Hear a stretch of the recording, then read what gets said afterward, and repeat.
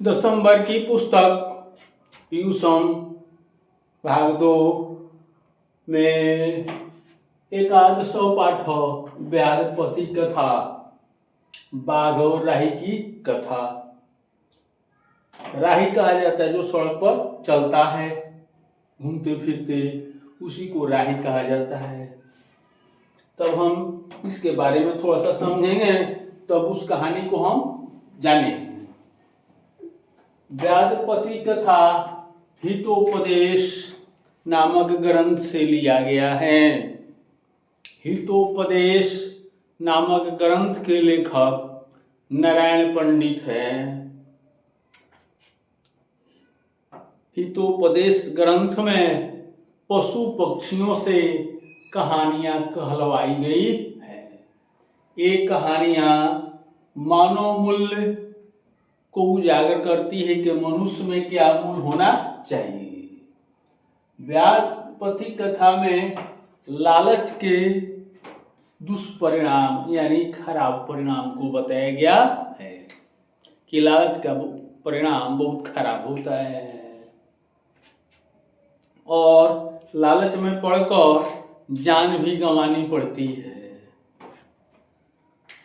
जैसे पथिक सोने के कंगन में लालच में फंसा और गहरे कीचड़ में फंसकर अपने जान को गंवाया, बाघ के द्वारा मार दिया गया। तो लालच बहुत बुरी चीज है। जहां बात आती है लाभ पाने की, तो अगर अविश्वासी आदमी है जिसको आप नहीं पहचानते हैं, तो उस पर जल्दी से विश्वास भी नहीं करना चाहिए। जैसे बाघ को पंडित नहीं जानते थे कि कैसा है, लेकिन उसके लालच में पड़कर, उसके बात में फंसकर पड़कर जान गंवाए। तो हमें किसी आदमी पर जल्दी से विश्वास भी नहीं करना चाहिए। जहां लाभ पाने में अनिष्ट यानी खराब होने की बात आ जाए, आपका दिमाग कहता है इसमें फायदा है, फिर सोच रहे हैं नहीं इसमें खराबी भी हो सकती है, तो वैसे काम को नहीं करना चाहिए। और व्याधपति कथा से हमें शिक्षा मिलती है कि हमें लालच नहीं करना चाहिए और लालच में नहीं पड़ना चाहिए। लालच बहुत खराब चीज है और हमें लालच को छोड़कर मेहनत करके कमा कर अपना जीवन बिताना चाहिए। तो परिश्रम जब हम करेंगे तो हमारे मन में लालच नहीं आएगा, और हम परिश्रम नहीं करेंगे तो लालच मन में आएगा, तो हम फंसेंगे। तो इसी के संदर्भ में यह कहानी है।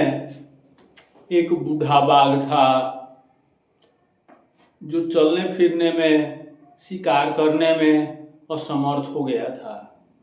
तो उसके दिमाग में ये बात आया कि भाई किसी तरह लोगों को फंसाया जाए और उसको मार कर खाया जाए।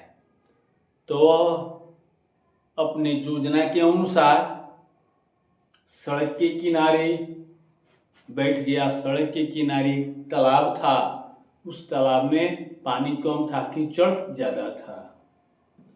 तो हाथ में सोने का कंगन लिया था और कुश लिया था और दानी का भेष बनाकर बैठा था और बाहर आने जाने वाले लोगों से कह रहा था, अरे अरे राही, अरे अरे पथिक, इस सोने के कंगन को ले लो। तो जो चालाक थे, समझदार थे, वे इसके बात में नहीं पड़ रहे थे, आ रहे थे और चुपचाप जा रहे थे। लेकिन कितने लोग होते हैं लालची होते हैं, तो लालच में फंस ही जाते हैं कि मंगनी में कुछ मिलने वाला होता है। तो वैसे ही एक पथिक आया जो पंडित था,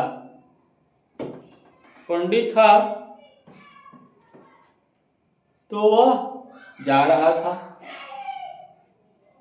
तो बाघ ने कहा, अरे रे राही, इस सोने के कंगन को ले लो।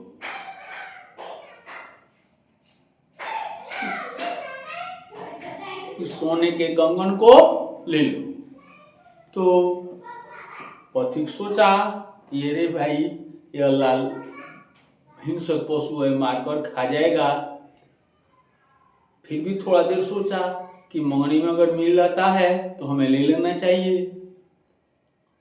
तो वो हाँ और ना में फंस गया कि ले या कि नहीं ले। तो कहा गया है जहां हाँ और ना के बीच में कोई बात फंस जाए तो उस काम को नहीं करना चाहिए, छोड़ देना चाहिए। जैसे अमृत है और उसको विष के साथ मिला दिया जाए तो जहर बन जाएगा। तो इसलिए हमें खराब के साथ नहीं मिलना चाहिए।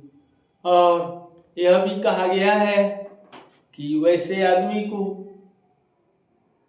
यह दवा देना चाहिए कि उसको बीमारी ठीक हो जाए, बेकार आदमी को नहीं देना चाहिए, ये भी बताया गया इसमें। तो यह पथिक जो था पूछा बाघ से, अरे तुम मारकर खाने वाले हो तो तुम पर कोई कैसे विश्वास करेगा? तो बाघ फंसाकर बोला कि देखिए कैसे नहीं विश्वास कीजिएगा, मैं बूढ़ा हो गया हूँ, दांत टूट गए हैं, नाखून झड़ गए हैं, चलने फिरने में दिक्कत हो रही है। तो मैं बहुत बड़ा पाप किया हूँ, कितने गाय को कितने पशुओं को मारकर खाया हूँ, कितने मनुष्यों को मारकर खाया हूँ। तो एक धार्मिक व्यक्ति ने हमको उपदेश दिया था कि अब बुढ़ापे में तुम दान पुण्य करके अब अपना पाप कटाओ। वही मैं कर रहा हूँ, दान दे रहा हूँ, पाप को कटा रहा हूँ। क्यों कहा? किसी तरह पथिक को मैं फंसाऊं या गहरे कीचड़ में फंसेगा और मैं मारकर खाऊंगा। अब पथिक बाघ की बातों में फंस गया, खूब अधिक लालच में पड़ गया। तो सोचा कि क्या करना है। पूछा कि बताओ सोने का कंगन कहाँ है? बाघ ने हाथ पसार कर दिखा दिया कि सोने का कंगन यहाँ है, जाइए अब तालाब में से स्नान करके आइए और सोने का कंगन लेकर जाइए। और पथिक समझा, अरे भाई क्या करना है, तालाब में स्नान करेंगे आएंगे और सोने का कंगन लेकर जाएंगे। तो पथिक जैसे ही तालाब में स्नान करने गया तो वह गहरे कीचड़ में फंस गया, कमर भर कीचड़ में फंस गया और ऊपर एक हाथ पानी था। तब निकलने में असमर्थ हो गया। तो बाघ बहुत खुश हो गया। बाघ बहुत खुश हो गया कि अब मेरा शिकार फंस गया है। और धीरे धीरे गया और पथिक से कहा, आओ आओ मेरा हाथ पकड़ो, मैं तुमको बाहर निकाल देता। तो हाथ बढ़ाया पथिक के पास, पंडित के पास, और धीरे धीरे उसके पास गया और उसको पकड़ लिया। तो पंडित सोचने लगा कि यह स्नान हाथी स्नान के समान है, और जब स्नान हम करें और फिर हम खराब हो जाए, जैसे किसी हाथी को स्नान कराया जाता है, तुरंत धूल उठाएगा सूंड से और शरीर पर फेंक लेगा, तो फिर उसका नहलाना बेकार है। उसी तरह एक कोई कुरूप आदमी होता है बदसूरत, उसको मेकअप करके सुंदर बनाना भी बेकार है। तो ज्ञानेंद्रियों से खूब सोच समझ कर काम करना चाहिए। और इसमें ये बात भी बताया गया है कि दान किसको देना चाहिए। तो दान उसी व्यक्ति को देना चाहिए जो लाचार हो, गरीब हो, और वो दान उसको काम आ जाए। और ये भी बताया गया है कि सात्विक दान क्या होता है, श्रेष्ठ दान क्या होता है। जो दान समय, देश, काल, पात्र यानी योग्यता के अनुसार दिया जाता है, वही दान सात्विक और श्रेष्ठ होता है। और इन सब बातों को बाघ पहले ही बता चुका था, फंसा चुका था इनको। अभी फंसे थे, बाघ गया और इनको पकड़ लिया और नोच नोच कर खाने लगा।